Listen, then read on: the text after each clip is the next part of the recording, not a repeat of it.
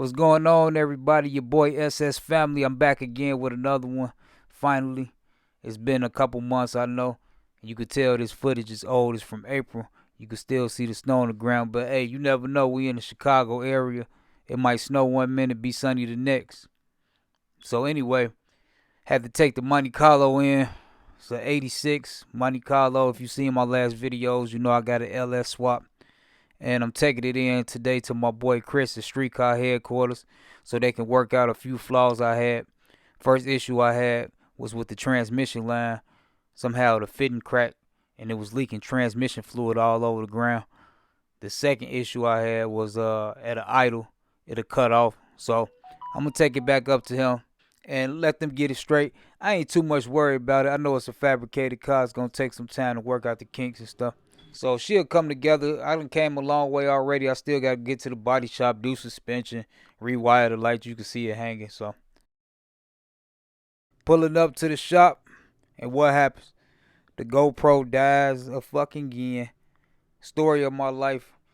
It's like no matter how long I charge it, as soon as I get to filming and want to get parts of the content that I'm really into, it dies. It can't hang with me. So I know I got to buy extra batteries or find another device that can actually hang with me at least for a few hours.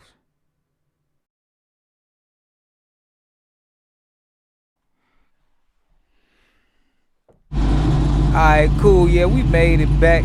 If you're trying to LS swap, better have some racks. In this project alone, got a couple of stacks. Nah, I'm bullshit, man. But yeah, most definitely she running better. She firing up every time. They was able to fix the transmission leak too. You see the puddle on the ground. That's when I pulled it out. Didn't really get a chance to drive it yet. Got busted brake lines, got to work on that. Still got to work on the suspension. Still got a lot to do. By no means is she ready. I'm not showing off like she ready. I'm just happy that, you know, she up and running and that transmission fluid is not all on the ground no more.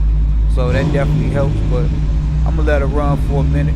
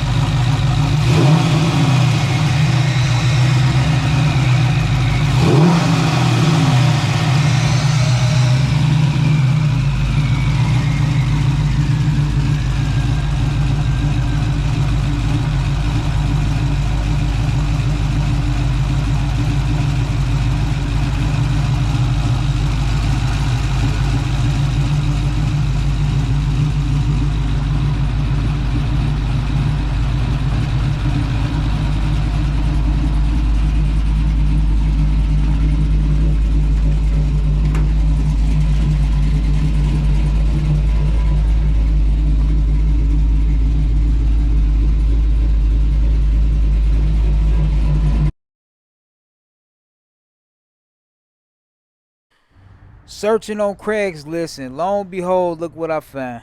An 8.5 rear end out the Grand National. Been looking for one for months. And not just any one. One that's in good shape. Found one that's in good shape. New hardware inside of the drums. Man, this thing is beautiful. When I seen it online, I contacted dude, made him an offer. He told me no. A couple days later, I made him a second offer. He said, come on and get it. So I took a trip out to Valparaiso, me and my boy Nate. Went and loaded it up and got the 8.5 back, ready to put her in. Got me a Posi finally. No more one wheel spinning, doing burnouts, which is cool because I ain't really drive the car, but I know I want a Posi rear end. I need that Posi traction, so he gave me a good deal on it, and he said needs a pinion seal. Gave me the new seal right there. I'm gonna go ahead and throw that in.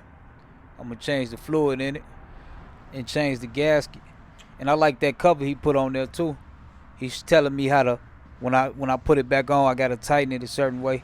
So I got the instructions. I make sure I put everything back together how it's supposed to be. So I'm gonna pull this drum off so y'all can see the hardware back there, and you can see everything's in good shape. That's why when I seen it in person, I had to have it, and we was able to work it out for a good deal. And these 8.5 Grand National rear ends, they definitely hard to find. I could have went with a 4.9 inch, got one built, but for that price, I figured I'd save a couple dollars, go ahead and roll with that for now. Eventually, I might upgrade it, might change the gear in it, and then also change it to disc brakes, because right now it's drum. So it'll work for right now. I'm glad to have it. So I finally decided what suspension I want to. You can see I ordered this from Summit. These the QA1 single adjustable shocks. Now these is not the coilover shocks. These the ones that go in between the spring. So I got these and I'm going to order new springs. But the kit I'm going to go with is the Stage 2 UMI kit. So I'm going to mix it up a little bit. I'm going to use a little QA1 and a little UMI. Just to, get a different feel of things and see how they work. I always be trying to be different than everybody else. Everybody got coilovers. I just want to try something different. Eventually, if I wanted to, I could upgrade to coilovers. So I'm just on a budget bill right now, just trying to get my car together and put on the street. So it is what it is. But the first shock I showed you, that was the back one, and this is the front one right here. And I got a pretty good deal on these two. I caught it on sale at Summit website, so I was able to get all four of them for a pretty good price. And I want to apologize about that background noise. But look, when you're building these cars, just have a lot of patience. It's going to take patience, it's going to take time, and it's going to take money.